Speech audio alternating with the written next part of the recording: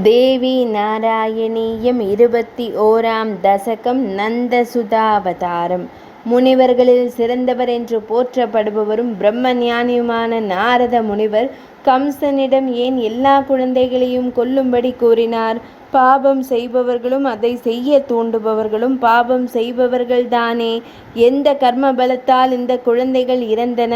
ஜனமேஜயன் இந்த சந்தேகத்தை வியாச முனிவரிடம் கேட்கிறான். வியாச முனிவர் அதற்கு பதில் கூறுகிறார்.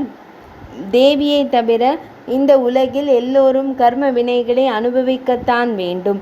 குழந்தைகள் இறந்ததன் காரணம் அவர்கள் கர்ம பலன். சிருஷ்டியின் ஆரம்ப காலத்தில் ஸ்வாயம்புவ மன்வந்திரத்தில் மரீச்சி முனிவருக்கும் ஊர்னைக்கும் 6 குழந்தைகள் பிறந்தனர். பிரம்மா தான் சிருஷ்டித்த சரஸ்வதியிடம் ஆசை கொள்வதை கண்ட இவர்கள் கேலியாகச் சிரித்தனர். பிரம்மதேவர் அவர்களை அசுரர்களுக்கு பிள்ளைகளாக பிறக்க சாபம் தந்தார். அவர்கள் காலநேமிக்கு புத்திரர்களாக பிறந்தனர். அடுத்த பிறவியில் ஹிரண்யகசிபுவிற்கு பிள்ளைகளாக பிறந்தனர். இனிமேலும் நாம் இப்படி ஜென்மம் எடுக்க வேண்டாம் என்று அவர்கள் நினைத்தனர். மனதை அடக்கி தவமும் செய்தனர். பிரம்மாவை துதித்ததால் ஹிரண்யகசிபு கோபம் கொண்டு அவர்களை பாதாளம் செல்லும்படி சபித்தான். மேலும், நீங்கள் தேவகியின் கர்ப்பத்தில் தோன்றி முற்பிறவி தந்தையான காலநேமியான கம்சனாய் கருணையின்றி கொல்லப்படுவீர்கள் என்று சபித்தான். இந்த காலநேமிதான் கம்சனாக பிறந்திருக்கிறான். இந்த கதையெல்லாம் நாரதருக்கு தெரியும் அல்லவா? நாரதர் பொய் பேசாதவர், கலகத்தில் பிரியமுடையவர் போல் காணப்படுபவர். தேவ காரியத்தை சாதிப்பதற்காக இப்படி செய்கிறார். 6 குழந்தைகளுக்கும் மோட்சம் கிடைப்பதற்காக இப்படி ஒரு யோசனையை கம்சனுக்கு கூறினார். சிருஷ்டி முதல் பிரளயம் வரை தேவி நடத்தும் நாடகத்திற்கு நாரதர் இப்படி நன்மையில் முடியும் கலகத்தை செய்கிறார்.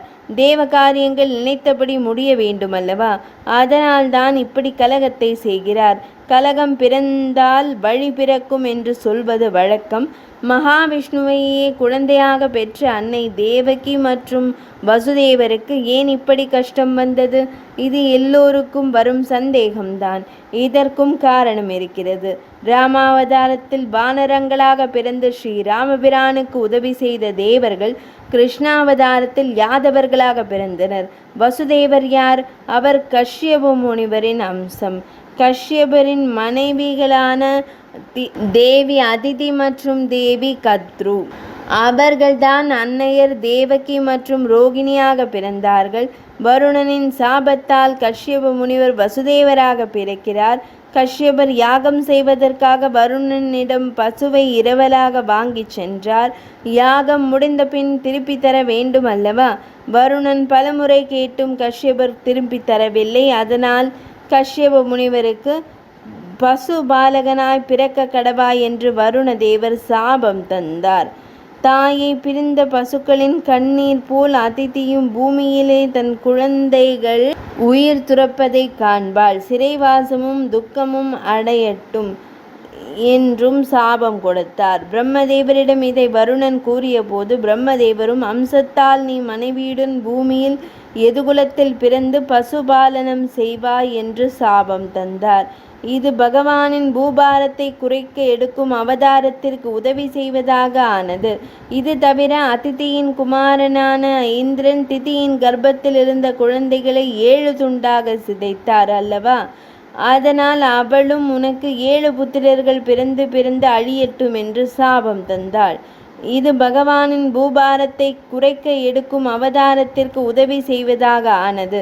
இது தவிர அன்னை அதிதியின் புத்திரர்களான தேவர்கள், திதியின் புத்திரர்களானவர்கள் அசுரர்கள். அதிதியின் புத்திரனான இந்திரன் போல் தனக்கும் குழந்தை வேண்டும் என்று திதி தேவி ஆசைப்படுகிறாள். கர்ப்பவதியும் ஆகிறாள். ஆனால் அதிதி தன் மகனான இந்திரனிடம் சொல்ல, அதனால் திதியின் கர்ப்பத்தில் இருந்த குழந்தைகளை 7 துண்டாக இந்திரன் சிதைத்தார். அதனால் திதியும் உனக்கு 7 புத்திரர்கள் பிறந்து அழியட்டும் என்று சாபம் தந்தாள். அந்த அதிதிதான் தேவகி. இவர்கள் எல்லோரும் நல்லவர்களே. இருப்பினும் பிறவிச் சுழலில் துரோக புத்தியுடன் காணப்படுகிறார்கள். பூபாரத்தை குறைக்க தேவர்கள் பிரஜாபதியான கஷ்யபர் வசுதேவராக பிறக்கிறார். அவருக்கு ஆனக துந்துபி என்னும் பெயரும் உண்டு. விஷ்ணு அம்சாவதாரமாக இவருக்கு பிள்ளையாக பிறக்கிறார். அன்னை யசோதைக்கு மகளாக பிறக்கிறாள். தேவ காரியங்களை முடித்து வைக்கிறாள். தேவகியின் 7வது கர்ப்பத்தை அன்னை ரோஹிணியின் கர்ப்பத்தில் மாற்றி விடுகிறாள். விஷ்ணுவை கோகுலம் சேர்க்கிறாள். இந்திரன் அம்சம் அர்ஜுனன், தர்ம தேவதை அம்சம் யுதிஷ்டிரன், வாயுவின் அம்சம் பீமன், நகுல சகாதேவர்கள் அஸ்வினி குமாரர்களின் அம்சம், வசுவின் அம்சம் கங்காபுத்திரர் பீஷ்மர். இறுதியில் யாதவர்களும் ஒருவரோடொருவர் சண்டை செய்து இறந்து விடுகிறார்கள். பிராமண சாபத்தால் வம்சம் அழியும். அதே சாபத்தால் விஷ்ணுவும் தன் உடலை விடுவார். இப்படியாக அவரின் அவதாரம் முடிகிறது. யயாதிகள் குமாரர்களாக யாதவர்கள் பிறக்கிறார்கள். 6 குழந்தைகள் பிறந்தபின் கொல்லப்பட்டன. 7வது கர்ப்பத்தை ரோஹிணியின் கர்ப்பத்திற்கு மாற்றிவிடுகிறாள் தேவி. அவர் ஆதிசேஷனின் அம்சம். விஷ்ணு இந்திரனின் நண்பன். தேவாசுரர்கள் யுத்தத்தில் விஷ்ணு தேவர்கள் பக்கம் இருக்கிறார். அசுர குருவான சுக்ராச்சாரியார் தன் சிஷ்யர்கள் ஜெயிக்க வேண்டும் என்றே நினைக்கிறார். அவர் சிவனை வேண்டி தவம் இருக்கிறார். அந்த நேரத்தில் சுக்ராச்சாரியாரின் அன்னை பிருகு மகரிஷியின் மனைவி அவர்களுக்கு குருவாக இருக்கிறாள். தேவர்கள் அசுரர்களிடம் சண்டையிட்ட போது அசுரர்கள் ஜெயிக்கிறார்கள். அப்பொழுது தேவர்கள் பதிவிரதையான பிருகுமுனிவரின் பத்தினியான தேவி இருக்கும் வரை தங்களால் ஜெயிக்க முடியாது என்று நினைக்கிறார்கள். இந்திரன் விஷ்ணுமூர்த்தியிடம் இதை கூற விஷ்ணுமூர்த்தி அவளை கொன்று விடுகிறார். உடனே பிருகு மகரிஷி அங்கு வந்து தன் சக்தியால் மீண்டும் அவளுக்கு உயிர் கொடுக்கிறார். அவர் நீ உயர்ந்த தாழ்ந்த பல யோனிகளில் ஜனித்து மத்ஸ்ய கூர்மம் வராக அவதாரங்கள் எடுத்து சம்சார துக்கத்தை அனுபவிப்பாய். ராமாவதாரத்தில் மிகவும் துக்கப்படுவாய். பின் தேவகியின் கர்ப்பத்தில் பிறப்பாய் என்று சாபம் தந்தார். கர்ம பலனை யாராக இருந்தாலும் அனுபவிக்க வேண்டும். பகவானே ஆனாலும் இதற்கு விதி விலக்கல்ல. கர்ப்பம் பூரணமானதும் விஷ்ணுமூர்த்தி காராகிரகத்தில் ஆவணி மாதம் அஷ்டமி திதியில் ரோஹிணி நட்சத்திரத்தில் நடு இரவில் அவதரித்தார். அக்குழந்தையை பார்த்து மனக்கலக்கத்துடன் கண்ணீர் விட்டு அழும்போது கதவுகளின் சங்கிலி பூட்டுக்கள் தானாகவே திறக்கின்றன. இது எதை உணர்த்துகிறது? ஒருவன் பந்தப்படுவதும் அதிலிருந்து விடுதலை பெறுவதும் பகவான் சித்தம் என்பதைத்தான். பந்தம் என்றால் என்ன? சம்சார பந்தம். சம்சார பந்தத்தில் சிக்கினால் அதிலிருந்து விடுதலை பெற பகவான் அருள் இருந்தால்தான் முடியும். அந்த நடு நிசியில் குழந்தை பிறந்ததும் ஒரு அசரீரி கேட்கிறது. இந்த குழந்தையை கோகுலத்தில் நந்தகோபர் இல்லத்தில் விட்டுவிடு. அங்கு பிறந்திருக்கும் பெண் குழந்தையை இங்கு கொண்டு வந்துவிடு. அசரீரியை கேட்ட வசுதேவர் தன்னையும் அறியாமல் குழந்தையை கையில் எடுக்கிறார். கம்சன் பலத்த காவல் வைத்திருந்தும் கதவு பூட்டுக்கள் தானாக திறக்கிறது. தேவி காவலாளிகளையும் நன்கு உறங்க வைக்கிறாள். வசுதேவர் குழந்தையை எடுத்துக்கொண்டு நந்தகோபரின் இல்லத்திற்கு செல்கிறார். தேவகி குழந்தை பிறந்தவுடன் கோகுலத்தில் யசோதைக்கும் அன்னையின் அவதாரமாக பெண் குழந்தை பிறக்கிறது. விஷ்ணு தான் பெற்ற சாபத்தாலும் கர்ம பலனாலும் கிருஷ்ணராக அவதரிக்கிறார். ஆனால் அன்னை அப்படியா? அவள் கர்ம பலன்களுக்கு அப்பாற்பட்டவள். அவள் நினைத்த காரியத்தை முடிப்பதற்காகத்தானே யசோதை வயிற்றில் அவதரிக்கிறாள். வசுதேவர் குழந்தையுடன் யமுனா நதி வழியே போக பிரவாகமாக ஓடிக்கொண்டிருந்த வெள்ளம் இடுப்பளவு குறைந்தது. நதியை எந்த கஷ்டமும் இல்லாமல் கடந்து நந்தகோபர் இல்லம் செல்கிறார் வசுதேவர். அங்கு வாயிலில் நீட்டிய கையுடன் ஒரு பெண் நிற்கிறாள். வசுதேவர் எதுவும் கேட்காமல் அவள் கையில் குழந்தையை கொடுக்கிறார். இது தேவியின் மகிமை. வசுதேவருக்கு கால் சங்கிலி உடைந்தது. கதவு பூட்டு திறந்தது. யமுனையில் வெள்ளம் குறைந்தது. பெண்ணின் கையில் குழந்தையை தந்தது. எதுவுமே அவருக்கு தெரியவில்லை. எல்லாமே அவரின் சுய நினைவு இன்றியே நடந்தன. வசுதேவர் தந்த ஆண் குழந்தையை அந்த பெண் யசோதையின் அருகில் விட்டாள். அவள் தந்த குழந்தையை வாங்கி கொண்டு சென்றது போலவே மீண்டும் யமுனையை கடந்து மதுரா வருகிறார் வசுதேவர். சிறைச்சாலைக்கு வந்து அன்னை தேவகியின் அருகில் குழந்தையை விடுகிறார். மீண்டும் கால் சங்கிலியும் கதவுகளின் பூட்டுக்களும் முன்போலவே பூட்டி கொண்டன. அவருக்கு நடந்தது எதுவுமே நினைவில் இல்லை. குழந்தை சத்தம் போட்டு ஓங்கி அழத் தொடங்கியது. அது அன்னையின் குரல் அல்லவா? அனைவரும் விழித்து கொண்டனர். காவலாளிகள் ஓடிச் சென்று கம்சனிடம் தேவகிக்கு குழந்தை பிறந்த செய்தியை கூறுகின்றனர். கம்சன் உடனே சிறைச்சாலைக்கு சென்று எங்கே அந்த எட்டாவது குழந்தை கொண்டு வா என்றான். குழந்தையை பார்த்து, இது பெண்ணாயிருக்கிறதே, அசரீரி வாக்கும் நாரதர் வாக்கும் பொய்க்குமா என்று ஆச்சரியப்படுகிறான். அந்த குழந்தையை எந்த தயையும் இல்லாமல் கற்பாறையில் அடித்து மோத குழந்தையின் காலை பிடித்து தூக்கினான்.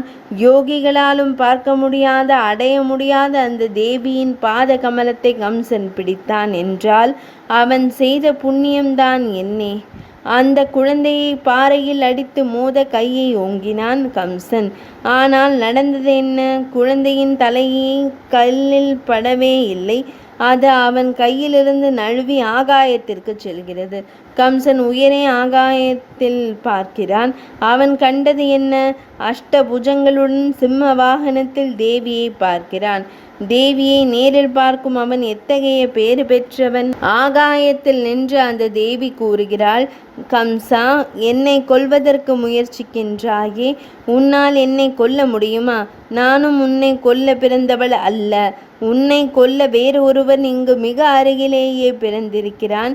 தேவகி வசுதேவரை துன்புறுத்துவதால் எந்த பயனும் இல்லை. அவர்கள் உன்னை கொல்லப் போவதும் இல்லை. நீ விவேக்கியாக இருந்தால் இதுவரை நீ செய்த தீய செயல்கள் போதும், அதை நிறுத்திக்கொள். இனிவரும் வாழ்க்கையில் நல்லதையே நினை, நல்லதையே கேள், நல்லதையே செய் என்று கூறி மறைந்தாள். அன்னை கருணாமயி அல்லவா? அதனால் கம்சனுக்கும் திருந்தி வாழ ஒரு சந்தர்ப்பம் தந்தாள். கம்சன் உடனே தன் மந்திரிகளான தேனுகன், கேசி, பிரலம்பன், வத்சன் ஆகிய அசுரர்களை அழைத்தான். யாருக்கேனும் குழந்தை பிறந்திருந்தால் உடனே அதை என் பொருட்டு கொன்றுவிடுங்கள் என்றான். எத்துணை கல்மனம் கொண்டவன் கம்சன்! பிறருக்கு துரோகம் செய்தால் அது நமக்கே தீமையாக முடியும். மரணம் என்பதை யாராலும் தவிர்க்க முடியாது. நாம் வாழும் வாழ்க்கையில் இயன்றவரை நல்லதையே செய்ய வேண்டும். அதுவே தனக்கும் பிறருக்கும் நன்மை தரும். இதை அறிந்து கொள்ள வேண்டும். அதற்கு ஒரு நல்ல சத்சங்கம் வேண்டும். அப்பொழுதுதான் நல்லவைகளை அறிந்து செயல்பட முடியும். கம்சனுக்கு கிடைத்தது என்ன? துஷ்டர்களின் சகவாசம். அதனால்தான் அவன் துஷ்டனானான். கம்சன் துவாபர யுகத்தில் கிருஷ்ணாவதாரத்தின் பொழுது பிறந்தான் என்று நாம் நினைக்கிறோம். அவன் அப்போது பிறக்கவில்லை. எப்பொழுதும் இருக்கிறான். இப்பொழுதும் இருக்கிறான். எங்கும் இருக்கிறான். எல்லோர் மனதிலும் இருக்கிறான். அவன் என்ன செய்வான்? மனதில் இருக்கும் நல்ல எண்ணங்களை நசிக்கச் செய்வான். இந்த கவி நினைக்கிறார், என் மனதில் சத் சுபாவங்கள் வரவில்லை, அதனால் என் மனதில் கம்சன் இருக்கின்றானோ என்று சந்தேகப்படுகிறேன் என்று கூறுகிறார். கம்சனின் மந்திரிகள் போல் மனதில் தீய எண்ணங்களை வளர்க்கும் மந்திரிகள் யார்? காமம், குரோதம், லோபம் போன்றவைகள். இவைகள் நம்மிடம் அணுகாமல் இருக்க என்ன செய்ய வேண்டும்? தேவியை மனதில் நிலைநிறுத்த வேண்டும். அந்த லோகமாதா மனதிலிருந்து அனைவரையும் காப்பாற்றட்டும். 21ஆம் தசகம் நிறைவடைந்தது.